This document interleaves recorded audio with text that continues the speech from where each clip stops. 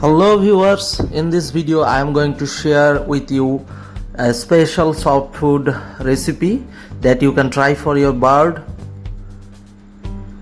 Here you can see all the ingredients I am going to use.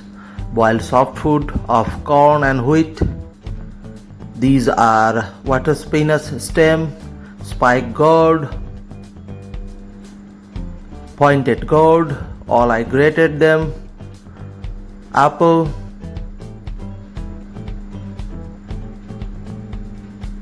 aloe vera without latex, boiled egg to add more protein, and now I am going to mix all this and serve the birds.